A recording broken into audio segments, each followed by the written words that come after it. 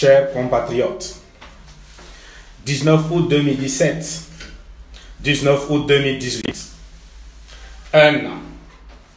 Il y a un an jour pour jour que, tel un volcan dont tous les volcanologues avaient prédit avec certitude l'extinction définitive, vous vous êtes subitement levé.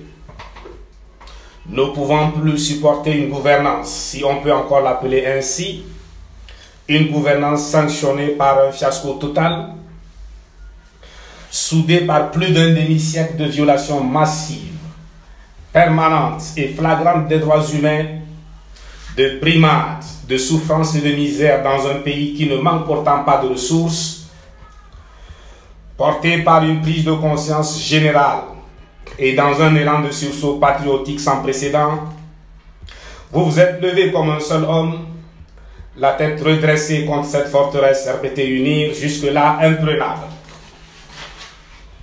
Ce jour du 19 août 2017, le Togo a surpris le monde.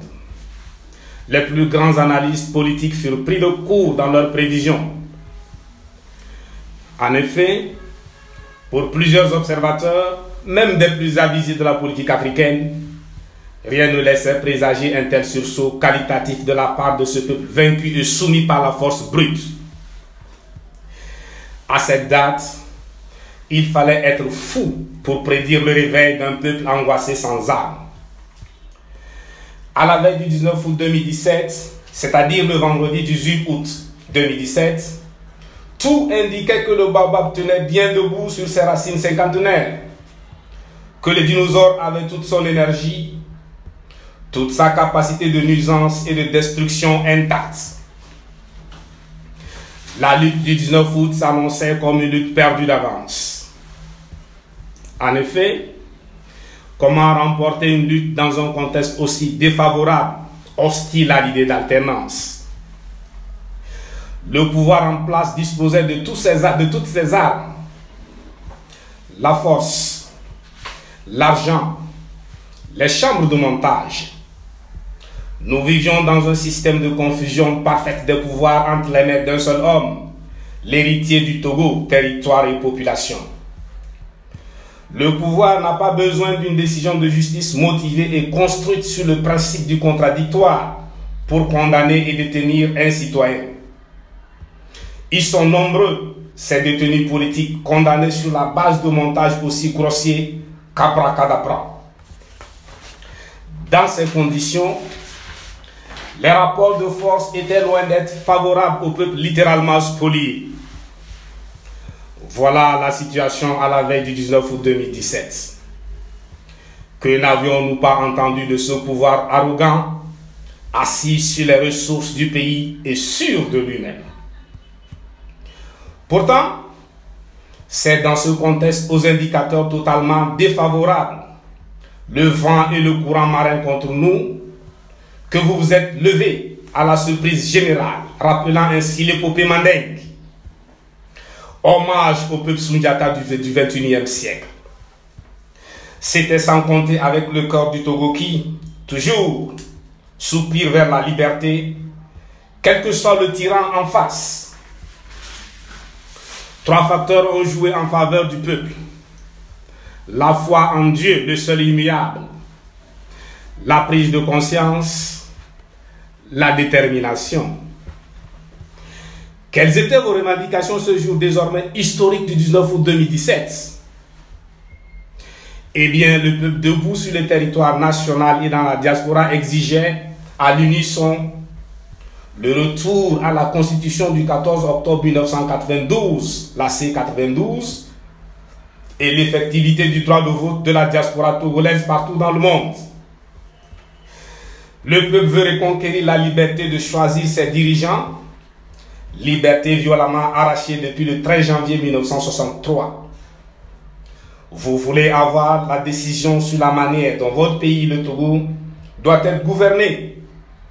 Vous avez pris des risques réels pour un Togo pour tous sans exclusive, un Togo pour la minorité actuelle aussi.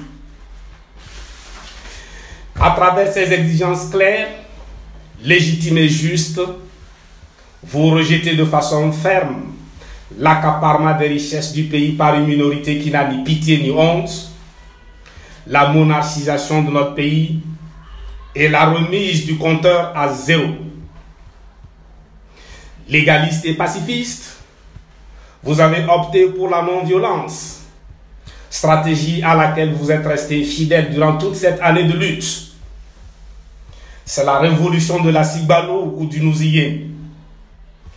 C'est pourquoi par avance, le 2 juillet 2017, au cours du meeting dénommé la finale au stade d'Agoy, nous avons pris soin d'annoncer que nos marches seront des processions de pacifistes.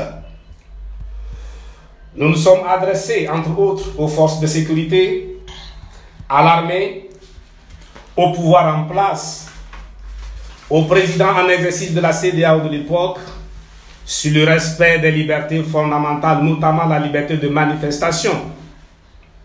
Peine perdue. La suite, tout le monde la connaît. Le piquet n'a toujours pas compris, malgré l'évidence, qu'il a son destin lié à celui du mouton, étant donné qu'ils sont liés par la même corde. C'est pour nous l'occasion de rendre un hommage mérité à nos compatriotes abattus froidement. Notre soutien indéfectible va aux blessés, parmi lesquels des handicapés à vie, aux déplacés et aux réfugiés. À ce jour, premier anniversaire du soulèvement gigantesque et pacifique du 19 août 2017, nous comptons encore 53 détenus de l'arbitraire et des membres de la société civile, parmi lesquels le jeune Asiba Johnson. Les villes de Mango, Bafchilo et Sokolé sont toujours assiégées par l'armée qui refuse toujours de rester à sa place, c'est-à-dire dans les casernes en dehors de la sphère politique. Une armée républicaine n'est pas la préoccupation du commandant en chef des forces armées togolaises. Les villes comme Kara, Tchamba et certains quartiers de Lomé, la capitale, sont encore sous une surveillance militaire musclée et très étroite. Ce bilan funeste contraste complètement avec le bilan des manifestations organisées par la diaspora togolaise à l'extérieur du pays. Là-bas, en Afrique, en Europe, aux États-Unis d'Amérique, au Canada et en Asie, ni blessés, ni détenus, ni morts. Pourtant, les manifestants sont allés jusqu'aux places symboles, des espaces hautement historiques et mondialement reconnus. Ceci démontre à suffisance que les Togolais ne connaissent la liberté qu'une fois à l'extérieur de leur pays. Dans leur propre pays, ils sont tenus de ramper sous un plafond de liberté juste au-dessus du plancher. Ce que le peuple togolais a réussi et qui force l'admiration du monde entier est exceptionnel. Les Togolais de l'intérieur et les Togolais de l'extérieur ont réussi, contre toute attente, à sauter la dalle au-dessus du Togo et à casser la clôture en béton armé autour du Togo. C'est justement cette situation qui faisait que personne, même à nos frontières, ne voyait vraiment et n'entendait distinctement les Togolais soumis dans leur propre pays à un calvaire inimaginable. Cette image d'un peuple en sanglots rampant sous un plafond plancher était méconnue de l'extérieur. Vous êtes finalement parvenu à internationaliser le problème togolais, faisant ainsi de la cause du peuple togolais une cause entendue à l'échelle internationale comme une cause juste. Désormais, et malheureusement pour le régime, de l'extérieur l'on nous voit, de l'extérieur l'on nous entend. Le mensonge n'est plus prospère. Il a atteint ses limites. En outre, vous avez réussi à briser ce que nous appelons le cercle de la division de la famille Gnassingbé. La vraie fausse question nord-sud est totalement discréditée.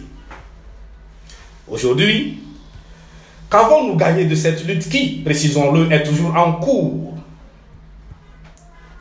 Le contenu de la feuille de route constitue un acquis à consolider par la coalition à laquelle je rends un hommage mérité. L'unité d'action à laquelle nous avons tous souscrit se révèle payante. La feuille de route se présente comme un document cadre. De ce document de base, qui appelle des précisions de la part de la CEDEAO, vont découler des mesures concrètes qu'exige la gouvernance démocratique à laquelle tous les États membres de la CEDEAO ont adhéré, à l'exception d'un seul État, le Togo.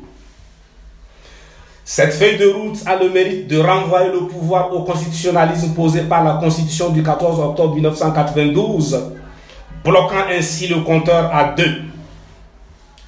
Par ces recommandations, la CEDEAO a rendu justice à la diaspora togolaise qui n'a jamais pris part aux décisions portant sur le choix des gouvernants et sur la manière dont leur pays doit être gouverné.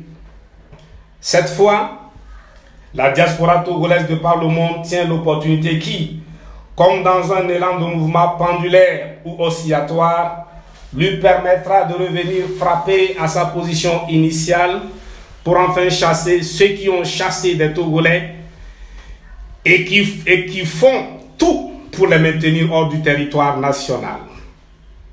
De plus, connaissant la mauvaise foi dont est pétri ce régime en matière d'exécution des engagements, la CEDEAO, tout en instituant un comité de suivi de la mise en œuvre de la feuille de route, maintient le dialogue. Rendre justice au peuple togolais au front depuis 1 an contre la plus vieille dictature du continent est un devoir pour les chefs d'État de la CEDEAO.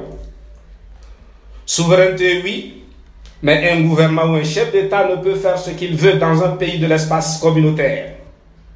Il ne peut pas considérer son pays comme une propriété familiale. Depuis les principaux empires ouest-africains, les peuples de la sous-région ont une histoire commune. Les États de cet espace doivent continuer l'effort de construction d'un destin commun, tout en gardant à l'esprit que le destin de l'Afrique est absolument fédéral. C'est la raison d'être de la CEDEAO, le sens de la lutte de la jeunesse africaine qui a, pour l'Afrique, le choix entre s'unir ou disparaître. La CEDEAO doit veiller à un équilibrage en matière de jouissance des libertés fondamentales et de démocratie dans l'espace communautaire, une sorte de convergence en matière de démocratie. Notre solidarité suppose liberté partagée, démocratie partagée, prospérité partagée. N'oublions pas que n'oublions pas que ce sont des femmes, des hommes et des peuples libres qui sont appelés à assumer et à assurer le développement de l'Afrique. À cette étape précise de notre lutte, permettez-moi d'exprimer toute notre gratitude à tous les chefs d'État de la CEDEAO. Notre reconnaissance va particulièrement aux facilitateurs qui sont le président Alpha Condé de la Guinée et le président Nana Akufo-Addo du Ghana pour les efforts déployés en faveur d'un Togo normal, un Togo où règne la force de la loi et non la loi de la force. Toutes nos félicitations au président Muhammadu Buhari du Nigeria pour sa brillante élection à la tête de la CEDEAO. Le Togo, pour plusieurs raisons liées à son pays et à sa personne, tout en lui exprimant sa gratitude pour ce qu'il a fait jusqu'ici, attend beaucoup de lui. Avec la nouvelle configuration, le dossier togolais tombe désormais entre les mains d'un comité de sages, au sein duquel 70 ans constituent l'âge de base. Malgré tout, la feuille de route reste une victoire d'étape. La lutte continue, restons donc debout. S'il est vrai que nous venons de très loin et que nous sommes tout près de notre destination, nous ne sommes pas pour autant à destination. Dans ce parcours héroïque du peuple en quête de liberté, de justice et de prospérité, chaque millimètre compte absolument. 1 millimètre avant la destination, ce n'est pas la destination. Si sur la candidature de Faure en 2020, la CEDEAO, en utilisant un langage de sagesse, n'a pas donné d'indication expresse, il revient à nous, peuple togolais, de continuer à assumer ce combat pour les futures générations togolaises et africaines. C'est notre combat en tant que peuple conscient et debout. Nous faciliterons ainsi le travail à la CEDEAO. Cette victoire d'étape n'est pas une victoire d'un parti politique. On ne peut non plus l'attribuer à un individu. C'est une victoire du peuple martyr. Pour la suite, La sensibilisation et la mobilisation doivent être amplifiées. Il est urgent de continuer à élargir la base de contestation tant au niveau national que dans la diaspora. Au plan national, toutes les villes, tous les villages et toutes les campagnes sont concernés. Il s'agit concrètement d'étendre les actions d'éveil des consciences des populations sur tout le territoire national. Notre mobilisation et notre détermination décideront du reste.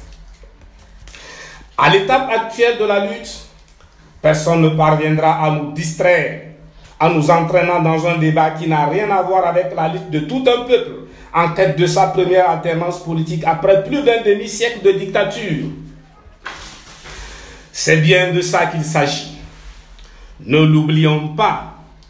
À chaque fois qu'il est en difficulté, ce régime tente toujours de mettre en conflit les éléments de la division qu'il a lui-même artificiellement opérée.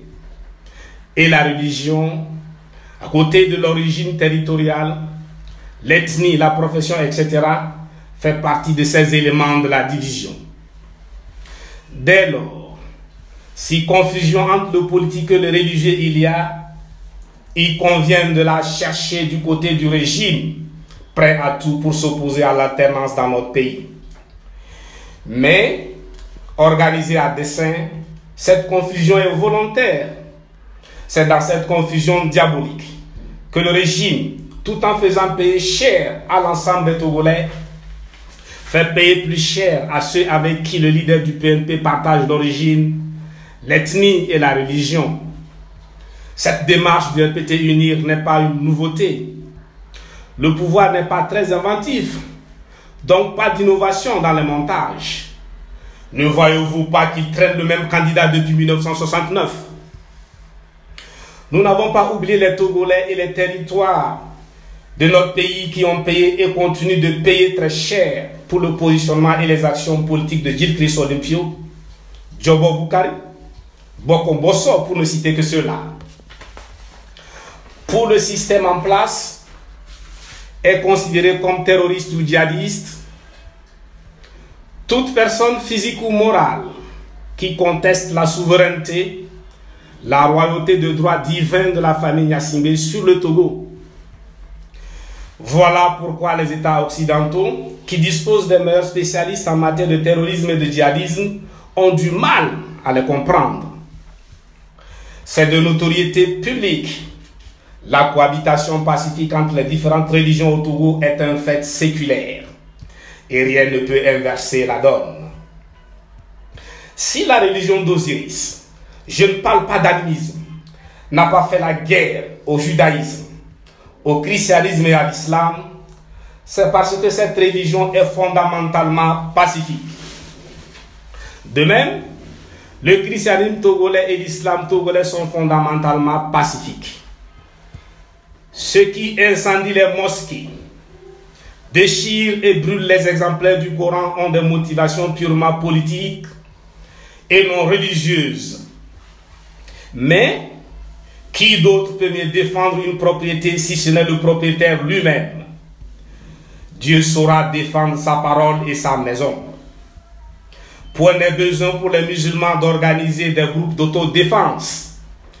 C'est une piste qui conduit directement au piège tendu par le pouvoir. Tous les Togolais le savent. Un Togolais adepte de la religion d'Osiris n'a pas ce cœur qui lui ordonne d'incendier une église, d'incendier une mosquée ou de brûler un exemplaire du Coran, ni un exemplaire de la Bible. Un Togolais chrétien n'a pas ce cœur qui lui ordonne d'incendier une église ou une mosquée, de brûler la Bible ou le Coran. Un Togolais musulman n'a pas ce cœur qui lui ordonne d'incendier une mosquée ou une église, de brûler le Coran ou la Bible. Du reste, comment comprendre que des musulmans pourchassés jusque dans les mosquées à coups de gaz lacrymogène, au tir à balles en caoutchouc et à balles réelles, une fois s'être échappés, s'en prennent, non pas à leur bourreau, mais à leur mosquée et à leur Coran. Vraiment, ce pouvoir machiavélique manque cruellement d'imagination. À partir du moment où la religion d'Osiris, développée depuis la vallée du Nil, a, de façon considérable, influencer directement le judaïsme, indirectement le christianisme et l'islam, le PNP estime que tout négro-africain doit se sentir à l'aise dans l'une quelconque de ces religions. Les Togolais ne sont pas dupes. Ils savent exactement pourquoi ils se battent. Ils se battent pour l'alternance, qui est aussi la clé de l'espoir des détenus politiques. Peuple sentinelle, tu es le grand comité de suivi, le grand évaluateur de la feuille de route.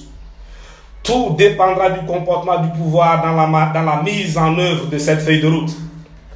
Pour l'instant, l'urgence est constituée par l'exécution des mesures préalables, à savoir la libération sans condition des détenus, la levée de sièges sur les villes de Mango, Bafilo et Sokodé, ainsi que le casernement de l'armée.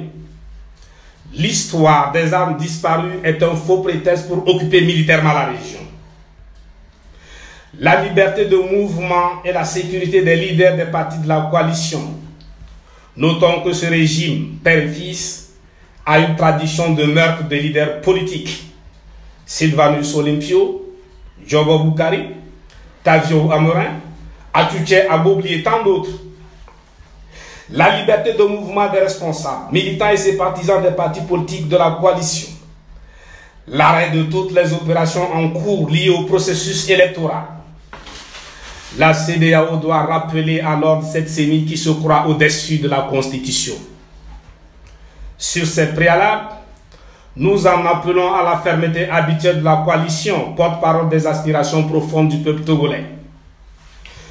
Pour ma part, en tant qu'Africain du Togo, je suis très fier de ce peuple auquel j'ai le bonheur d'appartenir, un peuple disposé à servir l'Afrique et l'humanité. En attendant, la lutte continue. À vous de l'été, sous-tassé, mais toujours à Sibalolo, nous y aimions. Dieu bénisse le Togo et l'Afrique.